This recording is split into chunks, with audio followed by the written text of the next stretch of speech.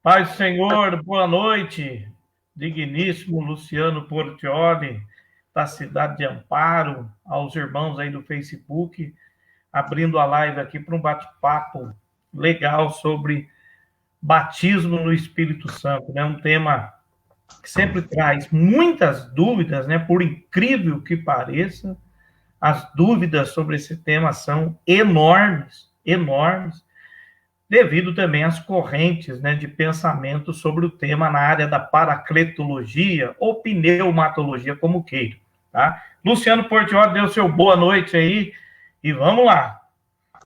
Bom, primeiramente, quero cumprimentar aí ao pastor Aniel, boa noite, a paz do Senhor Jesus. Quero cumprimentar também aí a todos as pessoas que estão nos acompanhando aí, que estão junto conosco aí nessa transmissão. E nessa noite nós iremos falar aí um pouquinho sobre o batismo no Espírito Santo. Igual disse o pastor Aniel, é um assunto de muita controvérsia, né? É um assunto que causa muitas dúvidas também no povo cristão. Constantemente eu também recebo perguntas acerca deste assunto, quais seria literalmente o batismo, o que significa o batismo no Espírito Santo, quais que são as visões, o que cada um defende. Então, nessa noite aí, nós teremos um bate-papo aí bacana acerca desse assunto aí. Maravilha. Luciano Portioli serve a Deus na Assembleia de Deus, né, meu querido? E Isso. É professor da EBD, da Igreja Assembleia de Deus. Vamos lá, então. Luciano, o tema traz muita controvérsia sobre o assunto, né? Especulações, controvérsias, mitos, né, sobre o assunto. E é importante a gente entrar aqui, porque eu tenho certeza que vai esclarecer muitas pessoas, né?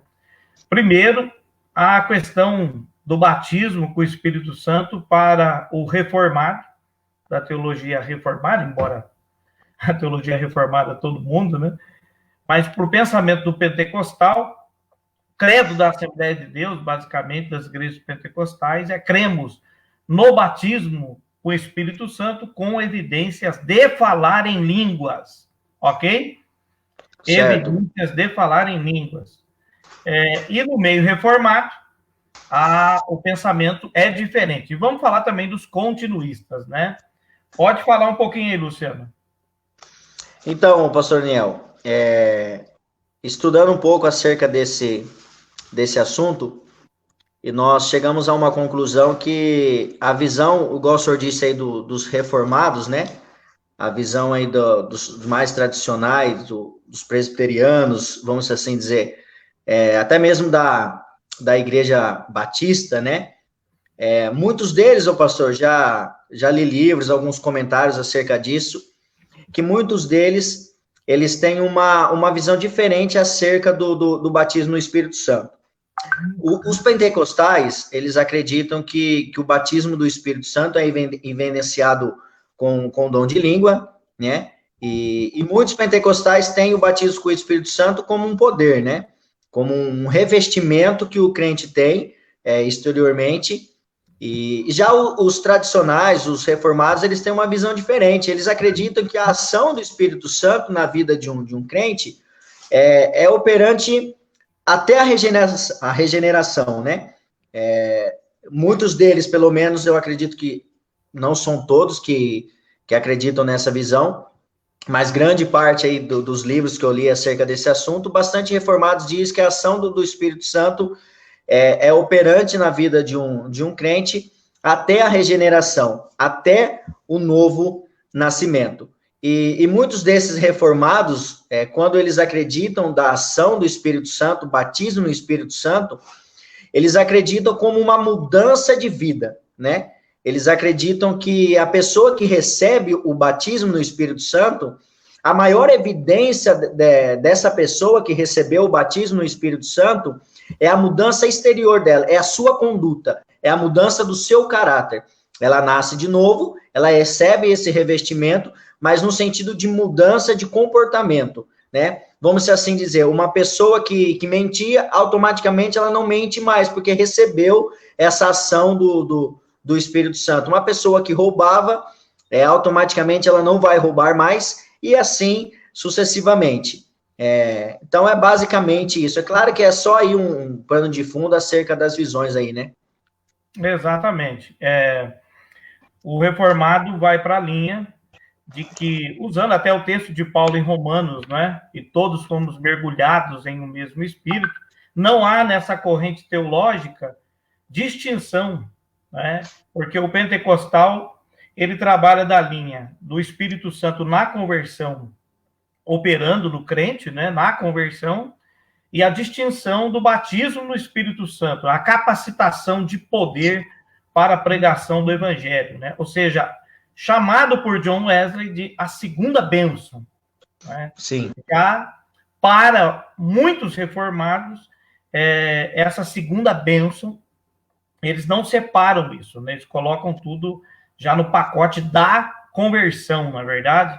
Então, a Assembleia de Deus vai beber muito da linha wesleyana, né? Por isso que o credo da Assembleia é até armínio wesleyano, e ele vai beber muito dessa linha, né, de Wesley, da segunda bênção, enquanto muitos acreditam que isso, o que aconteceu em Atos dos Apóstolos, capítulo 2, foi esporádico, circunstancial e momentâneo, como um sinal histórico para a época, e que tais sinais não continuariam na era presente. E inclusive, né, o pastor Niel, aquilo que aconteceu em Atos capítulo 2, para muitos reformados, eles vão argumentar também que aquela ação do Espírito Santo, né, veio automaticamente logo depois com a manifestação de cura em Atos capítulo de número 3, né, que foi a cura do coxo. Logo depois tem em Atos capítulo 4, os discípulos, ele vendendo tudo que tem, depositando aos pés dos apóstolos, e muitos reformados vão dizer também acerca desta ação do Espírito Santo, da manifestação dos dons também do Espírito Santo, é que os dons, a evidenciação dos dons estava muito forte na época de Cristo. Nós vemos isso, que Cristo, ele manifestou muitos dons da reação de cura e tudo mais. Já nos apóstolos também, nós vemos as manifestações dos dons de curas e tudo mais. Já nos pais da igreja, os argumentos também dos reformados são esses. Já nos pais da igreja, o que nós vemos já é uma exposição maior das escrituras, né? Os pais da igreja, eles não se preocupavam com essa questão dos dons, mas eu acho que a preocupação maior dos pais da igreja era na questão da exposição, né, das escrituras. E para muitos desses, o Espírito Santo estava atuante mediante a essa exposição das escrituras, né? O Espírito Santo estava em função em trabalhar na vida do crente na exposição das escrituras. O pensamento do cessacionista, por exemplo, há uma crescente do cessacionismo no Brasil, devido às mídias sociais, e uma das ideias é exatamente em cima disso que você acabou de citar, que é verdadeiro também, né? É claro que há em Atos dos Apóstolos, a partir do capítulo de número 6 em diante, nós temos uma diminuição desses milagres, mas nós temos uma boa explicação, não é, Luciano? Porque nós pegarmos Lucas, escrevendo Atos dos Apóstolos, ele está depois, a partir do capítulo de número 9, inserido na vida de Paulo e nas viagens missionárias. A igreja, no seu contexto, quando ela explode ali, os judeus criam em maravilhas e milagres.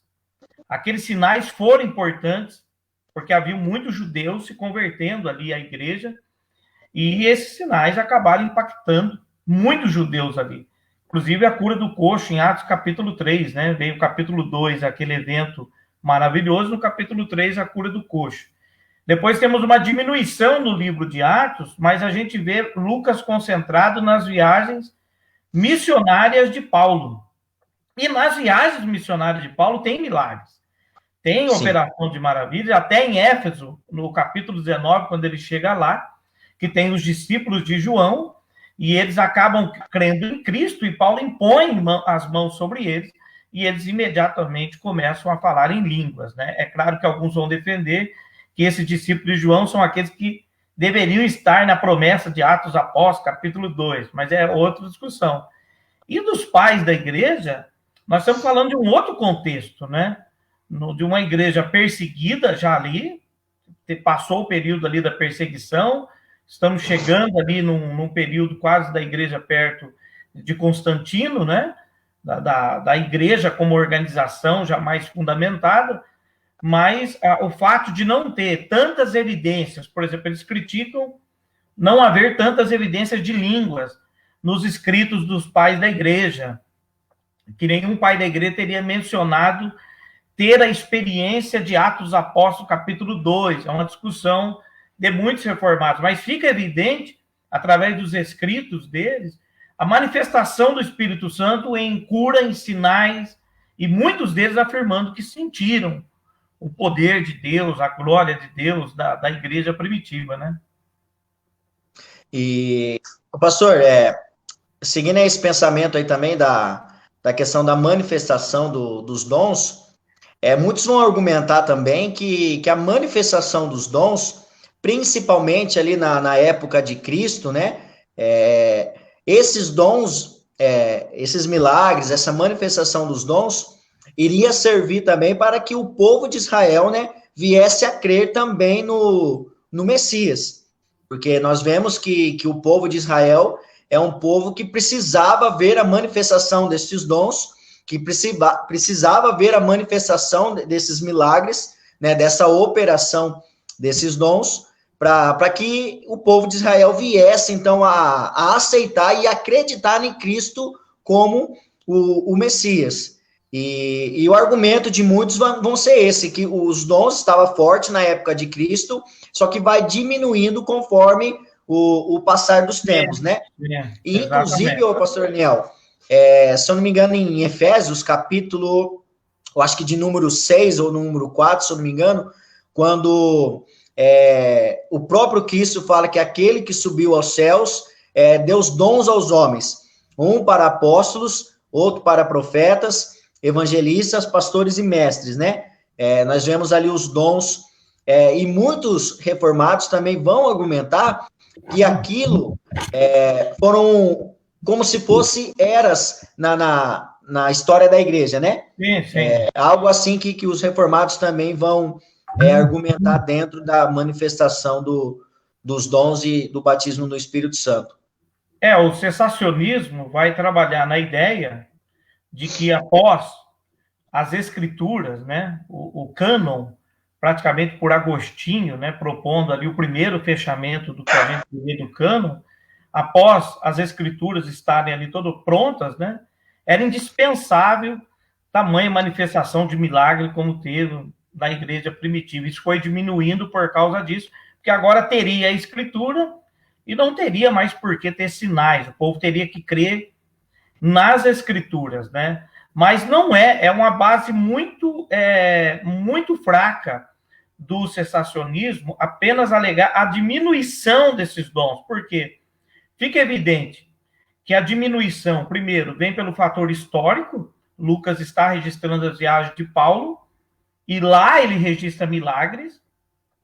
E depois, nos pais da igreja, nós temos os comentários dos pais da igreja, né, falando de experiências espirituais muito próximos da realidade que nós temos hoje, tá? E é claro que eles vão pegar muito no pé do evento de Atos dos Apóstolos, capítulo de número 2, sobre as línguas, né? Que muito pentecostal fica bravo, mas a gente tem que falar a verdade, ali não era língua de anjos, não é, Luciano? Sim.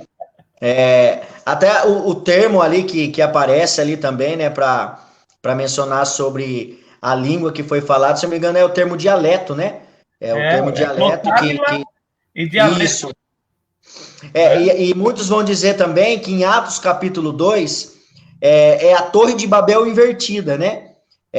Em Gênesis, se eu não me engano, capítulo de acho que de número 10, número 11, onde Deus... Eles constroem a Torre de Babel, né, com o intuito de chegar até Deus e tudo mais, e nós vemos que ali Deus ele confunde as línguas. E em Atos, capítulo de número 2, muitos vão dizer que é a Torre de Babel invertida. Aquilo que acontece em Gênesis, na confusão das línguas, é ao contrário em Atos capítulo 2, onde Deus vai desconfundir as línguas, né? As pessoas que estavam ali, se eu não me engano, alguns estudiosos vão dizer que era cerca de 120 pessoas, tinha muitas nações ali naquele contexto, e inclusive muitos vão dizer que naquele contexto também nasceu a igreja de Roma, né? Onde Paulo escreve depois, futuramente, uma carta. E então as pessoas falavam na sua língua e as pessoas ouviam no seu próprio dialeto, no seu próprio idioma. Então, Atos capítulo 2, claro, inclusive, alguns argumentos de alguns reformados, se o pentecostal quiser pegar uma base para poder falar da ação do Espírito Santo na manifestação de línguas, ele pode pegar uma base, porém, nos ensinos de Paulo. Pegar Atos capítulo 2 para muitos argumentos de alguns reformados, pegar Atos capítulo 2 para falar dos dons de línguas, a manifestação de línguas, é tirar a beleza do texto. Muitos vão dizer que é tirar a beleza do texto em Atos capítulo 2. Temos outras bases, os pentecostais devem usar outras bases, segundo esses reformados. Mas Atos capítulo 2 não é um intuito de mostrar a manifestação de línguas ali, né, como um dom, né? Segundo o credo da Assembleia de Deus, dos pentecostais, ele se baseia em 3 pilares, né? Cremos no batismo, o Espírito Santo, com evidência de falar em línguas, conforme Atos 2, Atos 10 e Atos 19. Então, eles acabam juntando o fenômeno do capítulo 2 com o 10 e o versículo 19, e é claro que a gente vai falar da Rua Azusa lá na frente, né? 1906, 1911, né?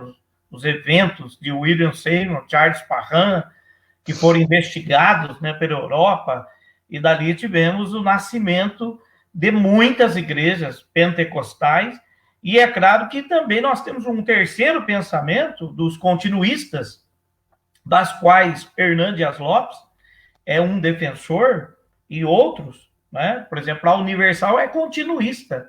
Os continuistas dão vazão, alguns dão aos dons, mas não nas línguas.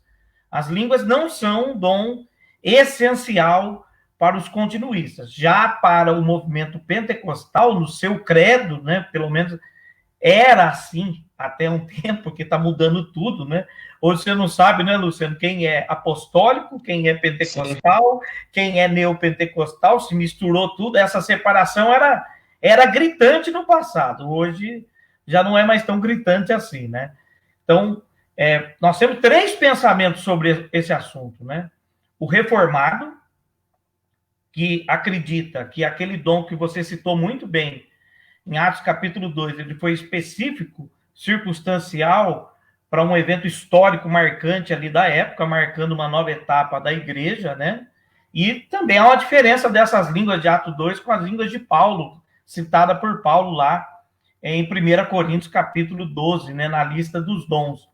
Então, nós vamos ter esse pensamento, vamos ter o pensamento do pentecostal e vamos ter o pensamento da linha dos continuistas. E muitos apostólicos, das igrejas apostólicas, também mesclam muito com essa linha dos continuistas. Eles não dão tanta ênfase assim às línguas estranhas como dá o pentecostal. Então, para quem está conosco aí, Jefferson, pregador Jefferson, né, príncipe dos pregadores aí, forte abraço, amigo. Rodrigo Lima da TV, Agnes, parceiro, forte abraço, Rodrigo, pastor Flávio Ventres, né? Vamos curtir, comentar e compartilhar. Então, para o pentecostal, né, Luciano? A evidência de falar em línguas é fundamental. Lucas Ribeiro, um abraço ao Luquinha aí, a linda promessa Lucas, de Deus aí. Né? Foi parceiro meu no seminário lá em Mogi Guaçu, pastor Daniel. Isso, no CPTED, aluno da ETO. Forte abraço. Forte abraço, então, Lucas. Deus abençoe. Então, Luciano, esse pensamento, deixar bem claro para quem está nos ouvindo, né? Você citou bem essa parte da linha, como pensam os reformados, né? Eles pensam exatamente nesse contexto, nessa linha, na diminuição desses sinais para a exposição da escritura absoluta, né? Com o fechamento até do cânon. E muitos reformados também, o pastor Daniel, igual nós tivemos a nossa conversa hoje de manhã pelo WhatsApp, muitos reformados eles vão argumentar com os pentecostais qual seria o verdadeiro objetivo dos dons, da manifestação dos dons.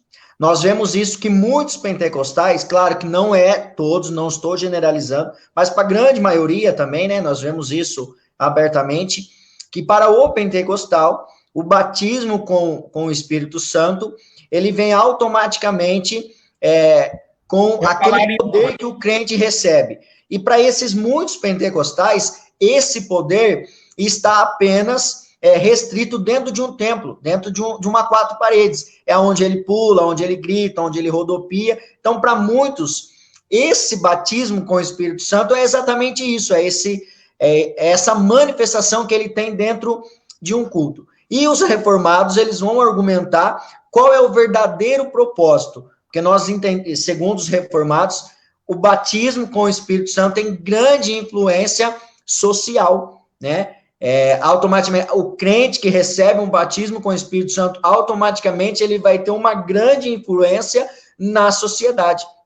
É aquilo que anteriormente eu citei em Atos, capítulo de número 2, depois em Atos, capítulo 3, né, acontece o quê? Uma ação social, onde aquele coxo, né, é curado, e depois em Atos, capítulo de número 4, acontece também mais uma manifestação social, onde todas as pessoas vendiam tudo o que tem, depositavam aos pés dos apóstolos, e os apóstolos repartiam igualmente para todas as pessoas. E chegou a um ponto que os apóstolos pediram para não mais os crentes ofertarem, né? Então, o argumento de um reformado em cima do batismo do Espírito Santo também é esse. Qual é o propósito? Porque uma pessoa que recebe um batismo do Espírito Santo para ficar dentro de um templo, na verdade, não é o verdadeiro propósito, né? Então, o reformado bate muito também em cima disso. Eles acabam atacando, na verdade, em cima de uma base, infelizmente, o pentecostalismo, em muitos lugares, acabou sendo deturpado por maus exemplos, né? Como unção do Homem-Aranha, o cara escalar pilar na hora do culto, o cara dá murro no púlpito, o cara dá macaquinho para trás no culto. E tudo isso acabou virando uma confusão, né? Pouco ensinamento bíblico, né? Mas na história mesmo do avivamento da Rua Azusa, a gente vai ver que aquele avivamento está envolvido de uma ação social, ele está envolvido de uma infusão social, né? Porque nós temos a segregação dos negros, nós temos aquela questão do racismo forte nos Estados Unidos, e são os negros que recebem, né? São os negros que vão receber, inclusive uma chinesa, né? Vai falar em línguas, uma mulher vai falar em chinês, né? Durante muito tempo. Então, os negros acabam recebendo aquele poder, mostrando claro, né? O que você acabou de falar, que não é o poder, o batismo do Espírito Santo, porque essa discussão do batismo, né? Da onde vem o termo, né? Aí vão tentar usar lá, e vos batizará com o Espírito Santo e com fogo. E é claro que naquela narração expositiva não se refere ao fogo do poder, se refere ao fogo do juízo, né? Isso está claro. Mas muitos interpretam mal o pentecostal por causa de algumas aberrações. Mas a história do pentecostalismo na condição social, ela é muito linda, né, Luciano? O pentecostal clássico, né, o pentecostalismo bíblico mesmo, ele esteve envolvido dessas ações sociais, né? Hoje, infelizmente, você diz perfeito aí, né? Em Atos capítulo 2 recebe o poder, no capítulo 4 tem que pedir para parar de ofertar. Hoje, eles pedem para ofertar e o povo não quer dar, né? Então tá faltando alguma coisa. Hoje tem uma troca de valores aí, né?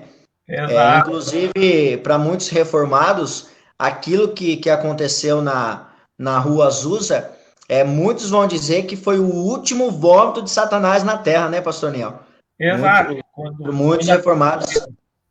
Quando aconteceu o avivamento da Rua Azusa, publicou-se livros de muitos reformados que o último vômito de Satanás tinha sido o último vômito do diabo na Terra. Teve livros na época. Do diabo na Terra, isso. Do diabo na Terra. Então, E houve uma luta contra o pentecostalismo, mas o pentecostalismo se mostrou bíblico, com fundamentações não só de experiência, né? Porque não é a experiência que determina a Bíblia determina a experiência, e o pentecostalismo é o maior movimento evangélico do mundo, né? Do mundo. A Assembleia de Deus é uma potência no mundo, junto com as suas ramificações pentecostais, né? E aí nós temos centenas de ramificações desse movimento, né? Vamos ver o comentário do pessoal aí, Luciano. O pastor Flávio. Reverendíssimo, Flávio Ventres. Paulo fala sobre sua preocupação principal, que é a necessidade de união e respeito mútuo entre cristãos de Corinto, que manifestava o espírito, né? Unidade e diversidade, né? Exatamente. Em 1 Coríntios 12, Paulo está acentuando a questão da unidade, né? Pastor Jefferson, não necessariamente, pois as maiores obras sociais são feitas pela seita que conhecemos, né? Exatamente, pastor Jefferson. Não é bom absolutizar o conceito social, porque as maiores seitas hoje trabalham socialmente, né? Trabalham socialmente e pesado, né? E não tem a presença poderosa do Espírito Santo. Perfeito comentário aí, o pastor Jefferson, né? Mas eu acredito que o irmão Luciano quis referir-se a essa ligação da igreja, embora as seitas fazem isso, o cristão também tem a sua obrigação solene de fazer isso. E movido pelo poder de Deus, ele o fará, né? E, inclusive, exatamente isso que o pastor Jeff citou, é realmente uma verdade, até porque o próprio Espiritismo, né? O Espiritismo que tanto nós conhecemos, eles fazem muitas obras sociais. Eles trabalham em prol disso, né? De fazer boas obras e ter grande influência na sociedade. Então, o pastor Jefferson realmente é uma grande verdade. Lembrando que a palavra poder, dínamos, né? Para explosão, para pregar o evangelho, ser-me-eis minhas testemunhas, vos darei poder, dínamos, né? Do grego, explosão, para a pregação do evangelho. Isso aconteceu fortemente no movimento pentecostal, né? A explosão para a pregação do evangelho, a explosão da igreja para isso, embora muitos criticam que em Atos capítulo 2 eles receberam esse poder, mas continuaram indo no templo no capítulo 3, no capítulo 4 ainda estava em Jerusalém, no capítulo 5 estava em Jerusalém, no capítulo 6 estava organizando até a mesa diaconal, até que vem a perseguição e manda eles para fora, né? Então, a gente vê hoje a igreja, no pensamento que você disse perfeito, Luciano, pentecostal, né? O pessoal quer ficar pulando dentro da igreja só também, falando em língua, não é só isso, né? Inclusive, pastor Daniel, não vamos dizer o grande erro daquilo que aconteceu na Rua Azusa, mas após a Rua Azusa, o grande avivamento da Rua Azusa, o problema foi que, após o avivamento, praticamente a maioria, grande parte dos pentecostais, só quiseram fazer o quê? Se envolver nesse poder, né? Então, eles tinham as suas vidas voltadas somente para o poder e acabaram esquecendo um pouco-se da palavra, né? E hoje, graças a Deus, o pensamento pentecostal está mudando. Hoje, muitos pentecostais querem o poder, mas também querem a palavra. Querem o poder do Espírito Santo, a capacitação do Espírito Santo, mas querem também viver a palavra. Querem o poder do Espírito Santo, mas também querem praticar esse poder do Espírito Santo. O problema que aconteceu lá atrás foi esse: as pessoas só se voltarem para o poder. Não tinha muito ensino da palavra, não tinha muita exposição da palavra, né? Mas hoje, pelo que eu tenho percebido aí, não é todos, mas grandes pentecostais, bastante pentecostais, já têm mudado. Querem o poder, mas também querem a palavra, querem o batismo com o Espírito Santo, a capacitação do Espírito Santo, mas querem também viver a palavra. Então... Por exemplo, se o pilar da crença do batismo com o Espírito Santo com falar em línguas, algumas perguntas vêm sobre isso, né? E o mudo? Como é que o mudo é batizado? Como é que o mudinho fala em língua? Para evidenciar que ele foi batizado no Espírito Santo. Então, mesmo dentro do pentecostalismo hoje, tem-se a ideia que as línguas seriam uma das evidências, né? E não a principal ou a única evidência, né? Desse batismo, desse revestimento, né? Então, lembrando quem está entrando aí, que nós estamos falando de várias linhas, né? Tem aqueles que acreditam no batismo com o Espírito Santo com evidência de falar em línguas, aqueles que acreditam que o batismo do Espírito Santo é a regeneração do Espírito Santo no coração do crente para uma nova vida, e os continuistas que não dão tanta ênfase assim nas línguas, né? Tem um comentário aí, Luciano. Pastor Flávio, né? João da Testemunha de Cristo, contextualizando João chamando arrependimento, né? Reino de Deus estava próximo, resultados que não se arrependeram, ira futura, né? Destino dos que se arrependeram dos pecados. O pastor Flávio está citando aí até o que a gente já pincelou, né, Luciano? De fato, no capítulo 3, versículo 11, está falando do fogo do juízo lá. Essa é a contextualização. Até porque também numa pregação expositiva nós vamos entender que em Mateus capítulo de número 3, Mateus está se referindo ao fogo, né? Só que no versículo de número 10, Mateus está se referindo ao fogo que não se apaga, né? Se eu não me engano, no versículo de número 10... o fogo que nunca apaga e o bicho nunca morre. Isso, fala, se não me engano, a árvore que não dá frutos será lançada no fogo, cortada e lançada no fogo. Isso, aí depois no versículo de número 12, Mateus volta a se referir novamente do fogo, né? É isso que o senhor acabou de citar. Então, na pregação expositiva, automaticamente o versículo de número 11 não poderia estar se referindo a outro tipo de fogo, a não ser o fogo do juízo, né? Do juízo, exato. Isso, absoluta razão, dentro da exegese, da hermenêutica de Mateus capítulo 3, né? Mas lembrando que os pentecostais não tiram essa base de Mateus capítulo 3, né? Eles vêm na base do capítulo 2 de Atos, capítulo 10 na casa de Cornélio e capítulo 19 em Éfeso, né? Uma defesa dos pentecostais sobre isso, sobre o cessacionismo, né? É de que quando Paulo chega em Éfeso, ali havia um discípulo de João. E eles pregam sobre Cristo, e eles creem em Cristo. Quem faz o homem crer em Cristo? O Espírito Santo. E imediatamente, Paulo pergunta do batismo deles, né? E eles falam que foram batizados só no batismo de João, e Paulo fala do Espírito Santo, eles falam, nós nem sabemos que existe Espírito Santo. E Paulo impõe as mãos sobre eles, e imediatamente começaram a falar em línguas. Ora, por que Paulo vai impor as mãos sobre eles para começarem a falar em línguas se eles já tinham crido em Cristo? Então, fica claro ali que nós temos dois tempos distintos ali na narrativa, né? Eles creem em Cristo, depois Paulo põe as mãos sobre eles, né? É o pensamento da doutrina pentecostal, né? Que faz sua defesa alegando que não foi só Atos 2. Há uma continuação de Atos 2 para o tempo presente, né? A Assembleia de Deus defende isso, os pentecostais defendem isso, né? Então, nós temos claramente várias linhas de interpretação, né? O cessacionista vai da linha de que parou lá e foi o sinal bendito que você citou aí da Torre de Babel, né? Eles vão argumentar só o evento histórico, né? Puramente histórico. Mas nós temos também o Wesley, né, Luciano? Sim, John Wesley, né? O grande avivalista, um dos maiores avivalistas que eu acho que a história da igreja já conheceu, né, o pastor Daniel?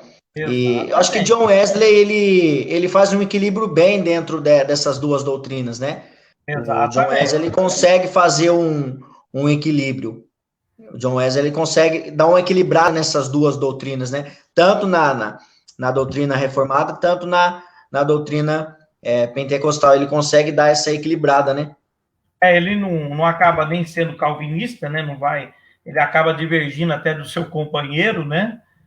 Whitfield, e ele acaba não sendo nem calvinista, e ele vai para o lado do movimento chamado o movimento da santidade, né? Dos homens, da santificação, né? E ele acaba pregando que só era possível a santificação através dessa segunda bênção, né?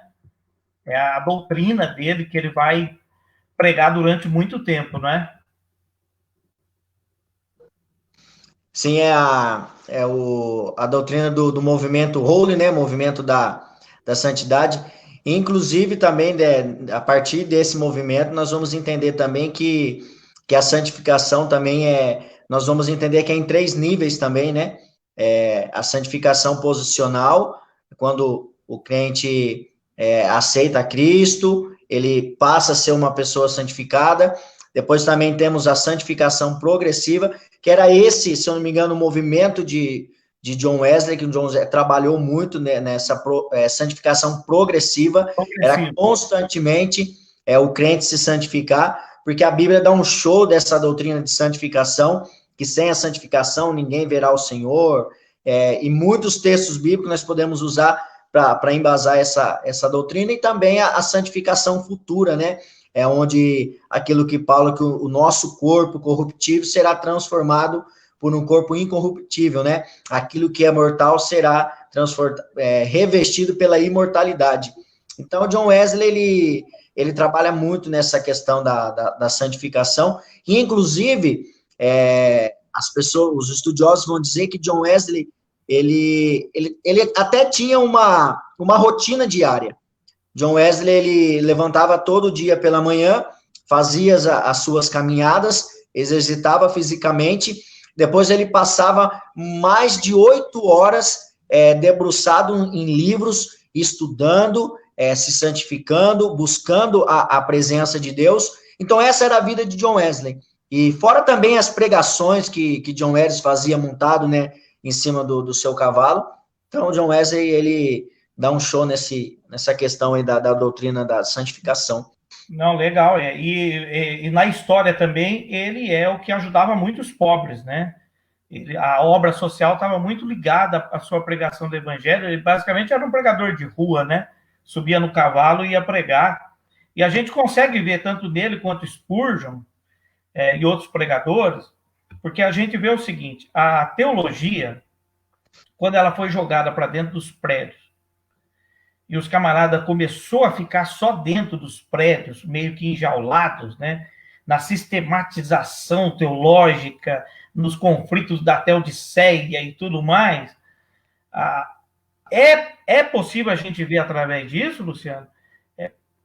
Poucos sinais, porque todos os sinais que a gente vai ver da igreja primitiva em Atos é fora do prédio. Né? Nós vamos ter só um na porta do templo em Atos capítulo 3, e é claro que Jesus, quando esteve aqui, chegou a fazer o milagre lá dentro da sinagoga, mas a maioria do milagre dos apóstolos foram fora. As viagens missionárias de Paulo mostram isso, confirmando que este poder que foi dado é para missões, para a pregação do evangelho. Os sinais acompanhando a pregação do evangelho. Né? Fica bem claro isso. E me parece que uma igreja enraizada no seu contexto, no seu sistema teológico, dogmático, presa ali, esses pregadores, essas pessoas, pouco vivenciaram isso, né? Muito pouco. Por isso que a gente vai ver o Wesley vivendo isso de uma forma abundante, né? Como você disse bem, uma vida de oração, pregação, né? E bem envolvido para fora. Tem um comentário aí, vamos lá. O pastor Daniel, pode falar. Só vou precisar desligar um pouquinho aqui, só para me conectar o meu celular na tomada, no carregador. Já que eu volto novamente, tá, pastor? Tranquilo, vamos lá. Pastor Flávio Ventres se refere a todos os tipos de povos, né? Novo Tempo da Graça em Cristo, grau, todo Israel, judeus, tal, samaritanos, raça mista e desprezível, né? João Batista, Cristo, todos independentes de raça, são feitos filhos de Deus participando de uma fé comum, né?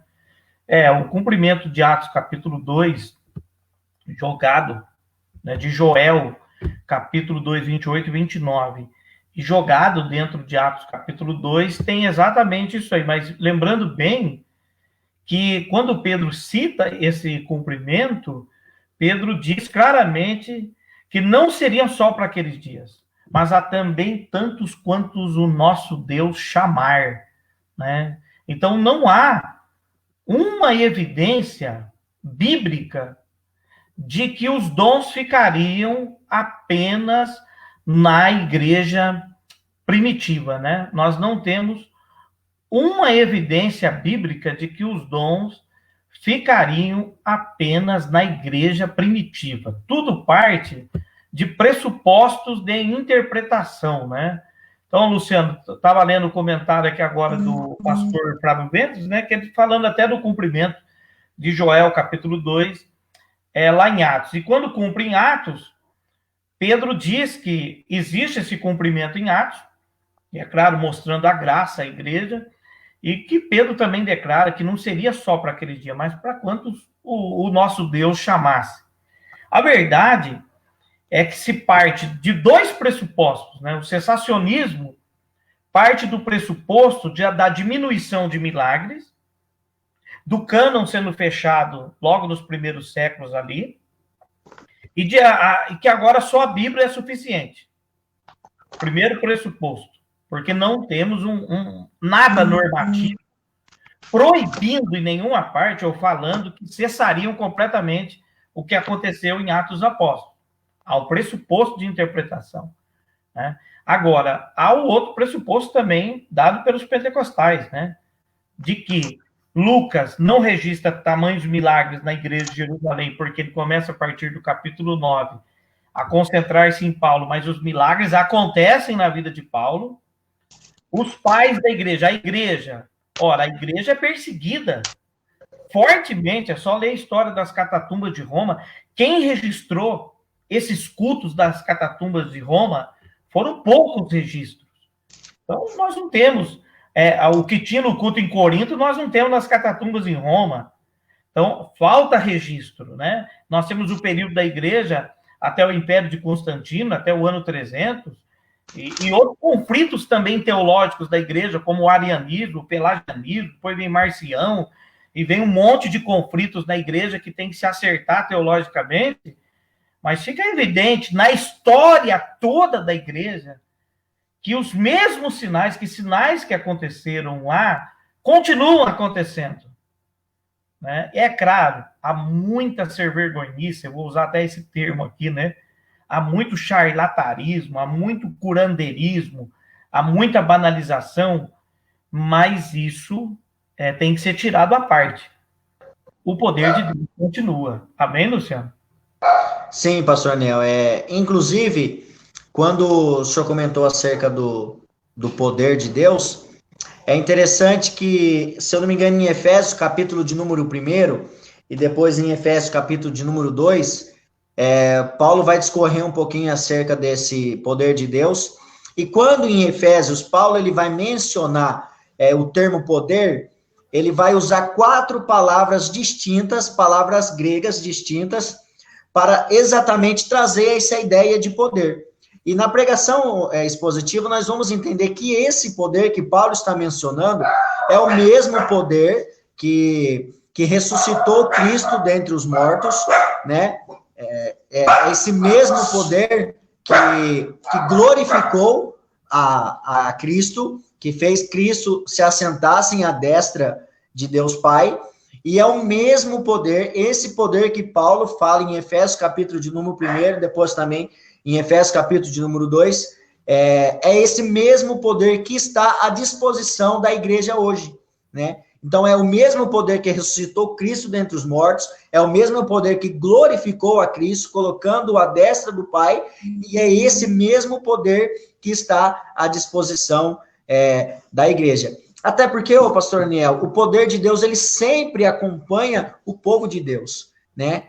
O poder de Deus sempre vai acompanhar o povo de Deus. Claro que o senhor mencionou bem acerca da banalização, acerca dos dons, muito charlatanismo, curandeiros, pessoas distorcendo a verdadeira operação dos dons, né? E eu acredito, pastor Niel, claro que isso é um pensamento que eu tenho, e tem feito muitas pessoas desacreditarem da ação do Espírito Santo, tem feito muitas pessoas desacreditarem da manifestação do Espírito Santo devido a isso, a essa banalização, né, esse charlatanismo que tem acontecido, pessoas que estão dizendo que outras estão sendo curadas, mas na verdade não estão sendo curadas nada, pessoas forçando cura de outras pessoas, Nós vemos aí pessoas que estão dizendo, sendo pastores, forjando até a ressurreição de outras pessoas.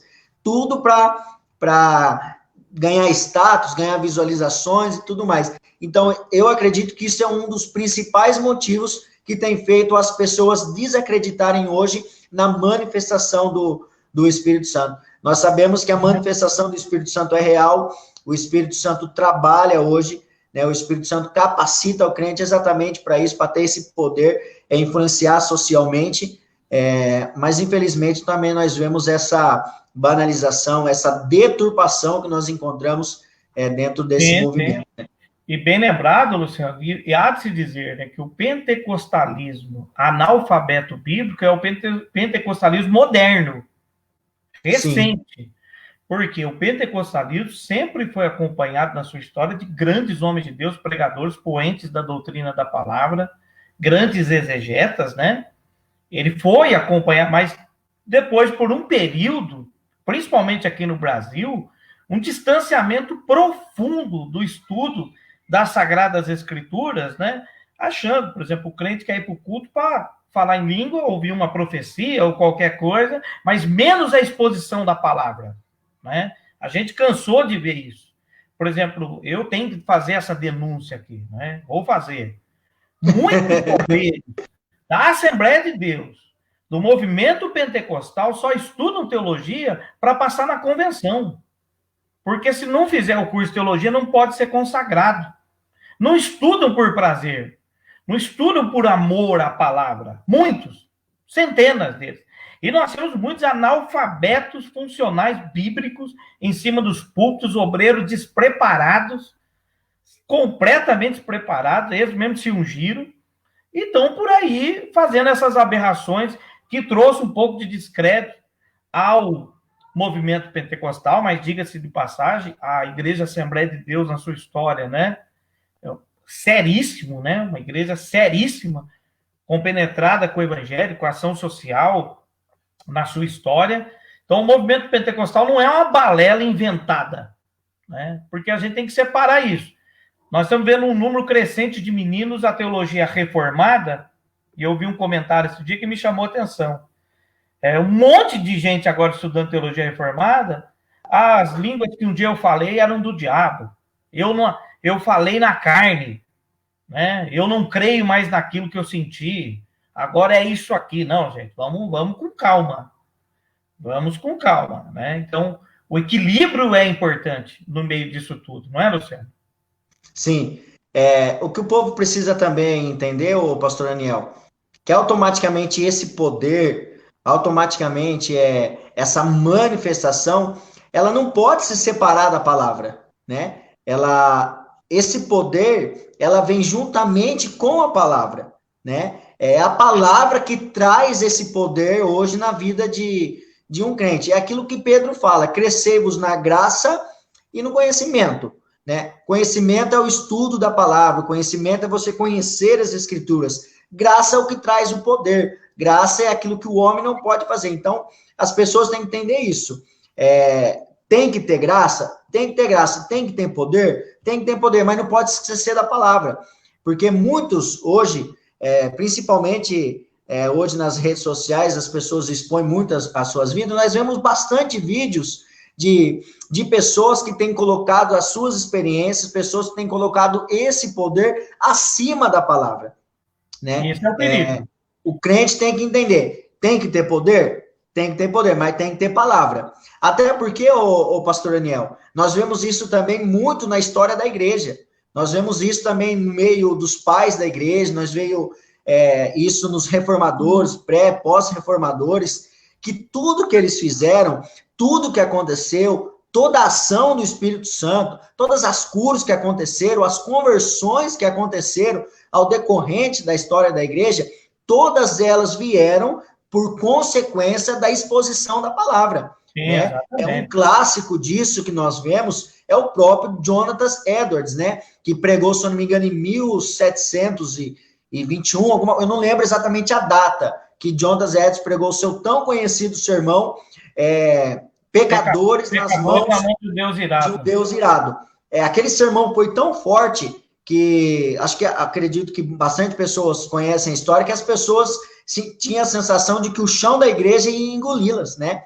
As pessoas se agarravam na cadeira, se agarravam nas colunas do templo, e inclusive os historiadores vão dizer que esse sermão de Jonathan Edwards, a exposição da palavra, o poder da exposição da palavra, livrou a Inglaterra do banho de sangue da Revolução Francesa, né?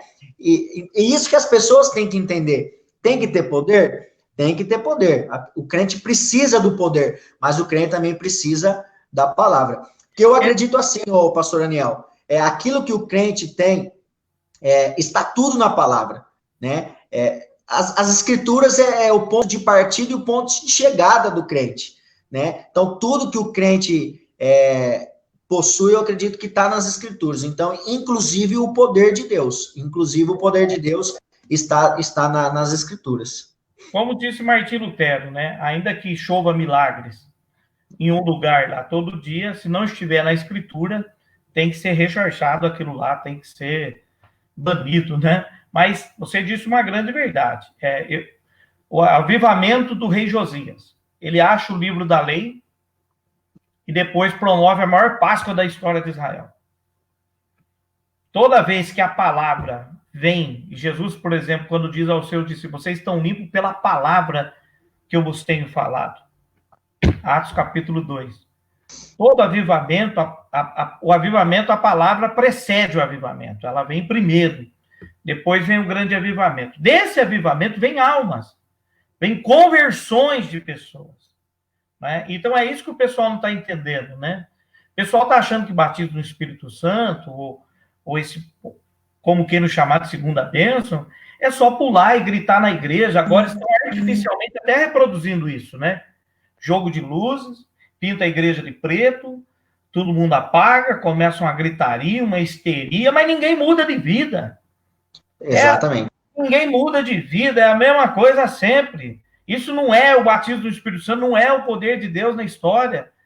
O poder de Deus vai transformar as pessoas para o melhor, né? Para melhorarem as suas vidas, para ganhar alma. Então a gente tem gente gritando na igreja, pulando, falando em língua, que nunca ganhou ninguém para Jesus, nunca evangelizou, nunca fez nada. E poder sem controle não é nada. Né? Então, eu acho que o pentecostalismo deve refletir bastante sobre isso. Né? Então, batismo do Espírito Santo para o pentecostal, para a ramificação do pentecostalismo, evidência de falar em línguas, conforme em Atos 2, 10, 19. Para os reformados, se dá na conversão. Para os continuistas, não há necessidade desse dom de línguas para o tempo presente. As línguas, inclusive, vão argumentar sobre a bagunça do culto de Corinto, né? E de muitas igrejas, né? Se alguém falar em língua e não tiver intérprete, fique quietinho. Que tem alguém que interprete, né? Vai ter essa questão no culto. A necessidade da ordem de culto colocada por Paulo, que se for passar uma régua, se ali for uma regra litúrgica a ser seguida em todas as igrejas em todo o tempo, fica difícil, né? Então, nós temos isso. Então, mas o grande, eu acho que a sensatez nossa, Luciano, é o seguinte, é o reformado não querer desqualificar o pentecostal. E nem o pentecostal chamar o reformado de picolé, ou geladeira, ou iceberg, porque ele não fala em línguas. Mas é possível ver na vida de muitos, centenas de irmãos, que não falam em línguas, mas são regenerados. A língua é só um dom.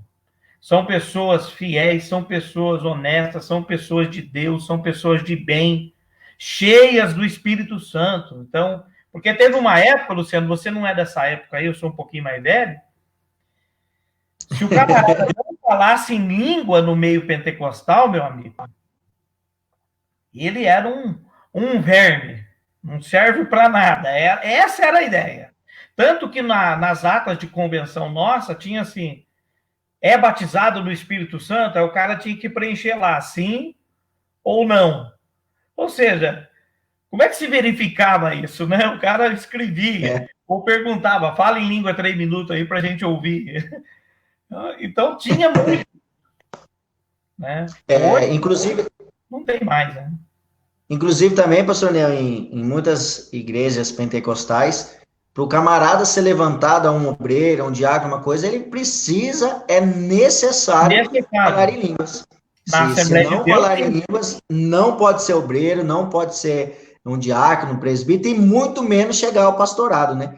Então, é uma necessidade hoje, principalmente no meio pentecostal. As pessoas precisam falar em língua, o camarada precisa falar em língua para poder ser levantado aí algum cargo eclesiástico, vamos assim dizer, né? Na igreja que eu congrego, a ICPI, teve uma época que foi mudado. Os diáconos tinham que ser batizados no Espírito Santo. Depois veio uma interpretação de apenas cheios do Espírito Santo.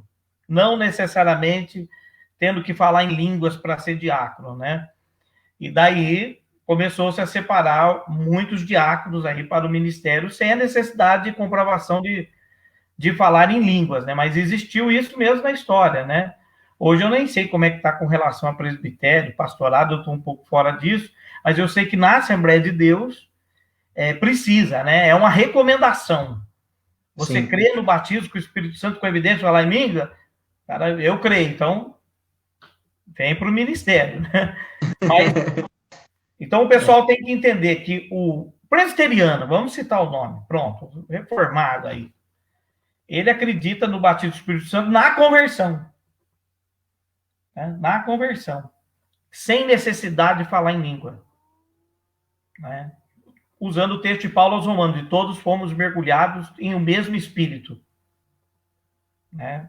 Do grego baptizo, da expressão mergulhar mesmo. Então, eles vão argumentar. Agora nós temos o movimento apostólico e o Edir Macedo, a Universal, o pessoal não dá ênfase nisso, nas línguas, mas dão ênfase em curas, né?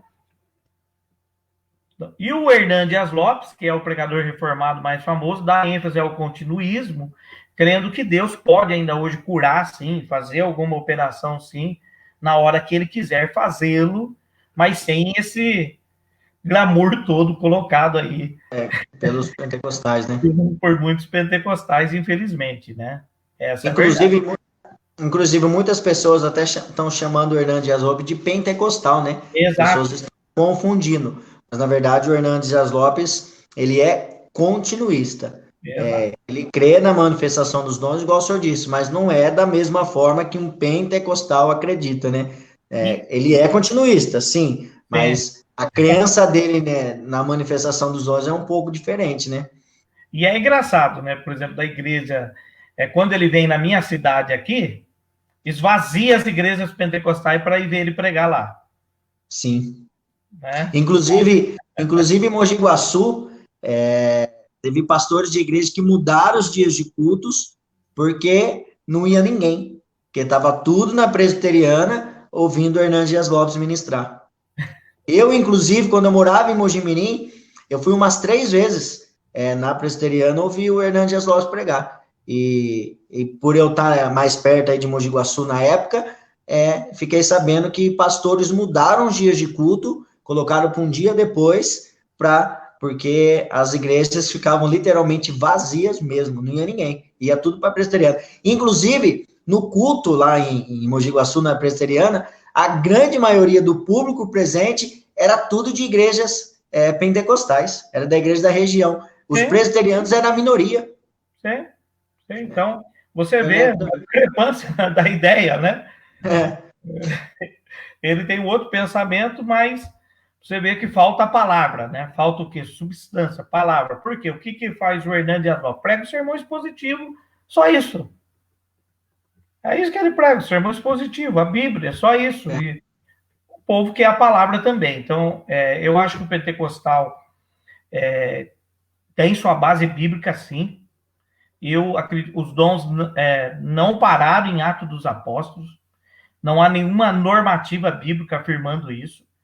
O que se tem ideia do cessacionismo são pressupostos, né? Juntando um monte de coisa, mas é muito fraco. Nós temos base que isso continuou e vem até o tempo presente da nossa igreja. Os dons são ferramentas que o Espírito Santo dá à igreja para enfrentar o diabo, os demônios e as forças hostis no campo espiritual. Por quê? o perigo da teologia humana, só humana, né? A teologia antropocêntrica, só da história, só da arqueologia, a teologia só pela teologia, tem trazido sérios transtornos na vida de muitas pessoas, né? A gente está chegando ao ponto de ver teólogos descrendo de Deus, é uma loucura. O cara estudou teologia e o cara está descrendo, ou seja, tem que tomar cuidado, né? Acho que o equilíbrio é importante. Então, o pentecostalismo tem sua parte na história, a igreja reformada, o Hernan mesmo diz, né, que gostaria até que as igrejas deles bebessem um pouquinho mais do fervor da igreja pentecostal, né? Então, você vê que um chama pelo outro, graça e conhecimento sempre clamando um pelo outro. Mas se você pegar um desenho na história, você vai ver nos grandes pregadores, palavra e poder sempre junto. Sempre andaram juntos. Exatamente. Sempre junto. Não tem jeito. Né? Você vai ver no decorrer não se separa, né? Palavra e poder não pode se separar. Não pode. Você pegar um Spurgeon pregando, um Wesley pregando, um Edward pregando, um Savonarola pregando, um Finney pregando, e tantos outros, você vê o poder, a autoridade espiritual com que pregava. Então, o batismo do Espírito Santo, mais do que o entendimento do que ele é, conceitual para essas igrejas, o Espírito Santo é Deus presente na igreja, cuidando de nós. Foi isso que Jesus disse. Então, Luciano, é legal nesse bate-papo nosso, porque o pessoal tem uma ideia do Espírito Santo só de unção, né? Verdade. Ele é uma unção, ele é um manto, um arrepio. Né? Não, ele é Deus cuidando da igreja. Ele é Deus cuidando da igreja. Jesus diz, e eu rogarei ao Pai e enviarei outro do mesmo tipo que eu. E ele está cuidando da igreja. Então, o Espírito Santo tem que ser tratado com mais respeito. Não é só língua estranha também, não é só pular, não é só gritar. Ele é muito mais do que isso, né, Luciano? Sim. E, inclusive, eu cheguei a ler o livro um tempo atrás, eu acho que é do Francis Chan, que ele trata exatamente essa questão, o pastor Daniel, do Deus esquecido. Tratando exatamente sobre a pessoa do Espírito Santo. As pessoas estão preocupadas com tantas outras coisas e estão esquecendo que o Espírito, igual o senhor disse muito bem, estão esquecendo que o Espírito Santo é Deus, que o Espírito Santo está presente na vida da igreja, que o Espírito Santo está cuidando da igreja, que o Espírito Santo está capacitando a igreja, né, que o Espírito Santo está revestindo os crentes de poder, mas também que o Espírito Santo está fazendo o principal papel, além de convencer do pecado, da justiça e do juízo, um papel do Espírito Santo é fazer com que o povo também se volte para a palavra. Enche de poder, enche de unção, mas também que o povo faça com que o Espírito Santo se volte, que o povo volte para a palavra, né? Que o Espírito Santo faça com que o povo se volte para a palavra. E ele vos guiará em toda a verdade, e conhecereis a verdade. A verdade é Cristo, né? João, capítulo 17, né? Pai, santifica-os na verdade, a tua palavra é a verdade.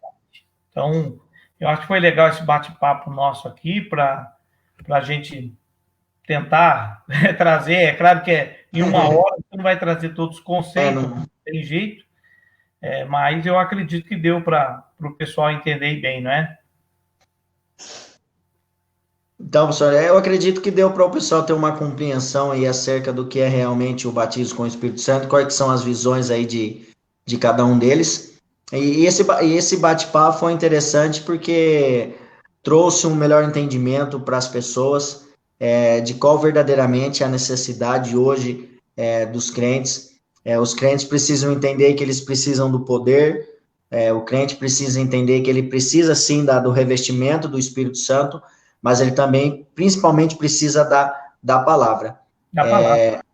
Não tem que ter poder, mas tem que também ter a palavra.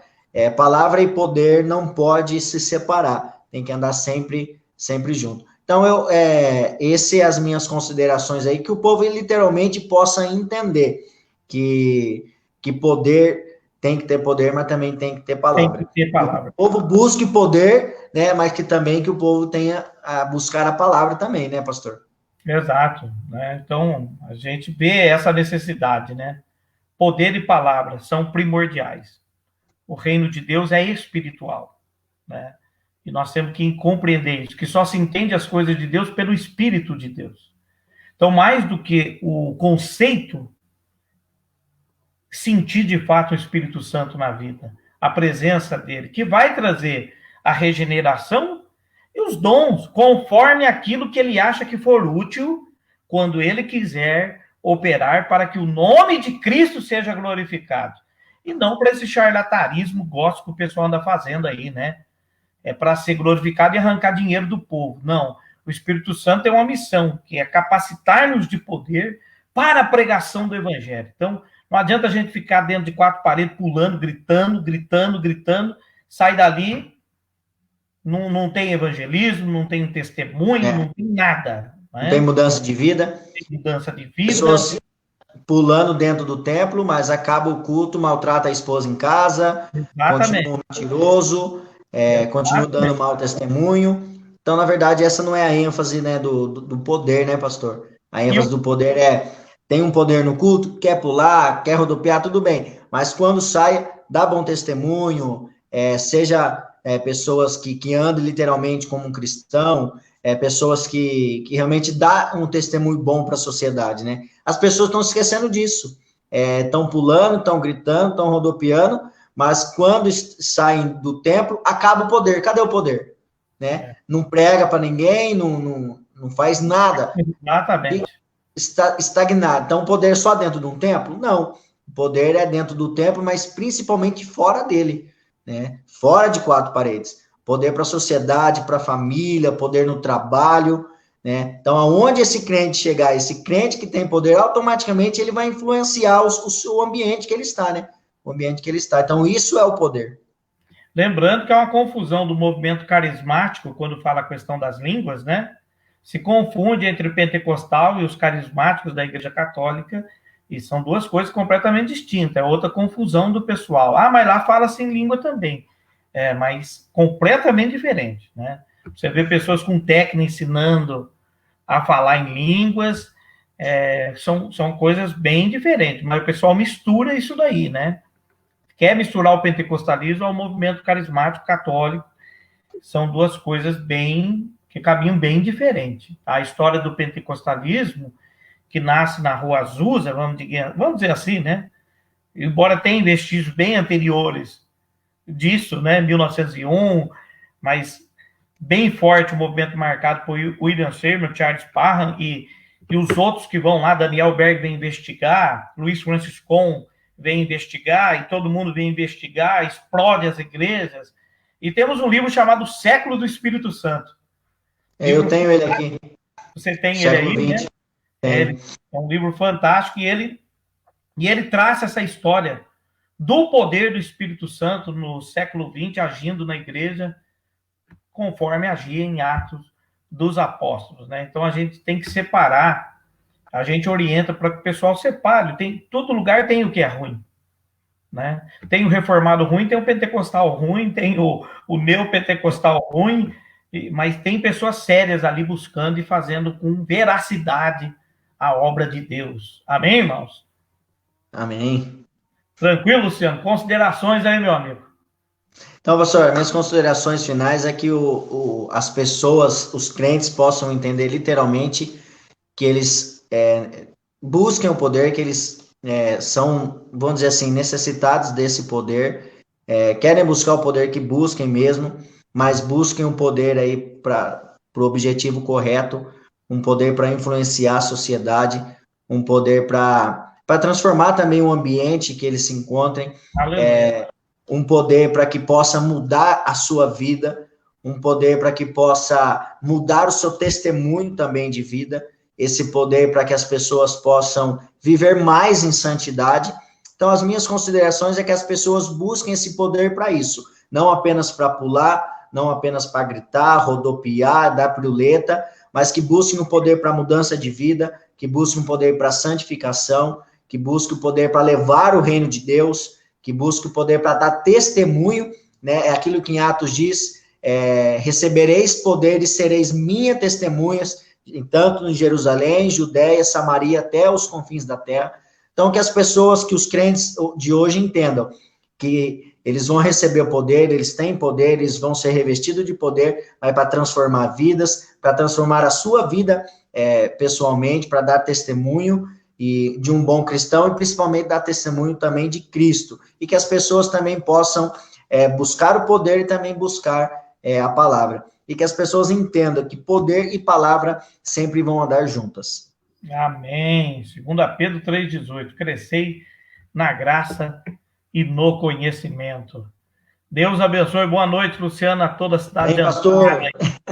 Foi um prazer aí falar com você nesse bate-papo, viu? Então, um grande abraço para o senhor aí, a todas as pessoas aí que nos acompanharam, ao pastor Jeff, ao pastor Flávio, ao Lucas aí. Então, um grande abraço para todos vocês e as pessoas também que nos acompanharam aí e que eu não citei o nome, mas abraço para todos vocês aí também.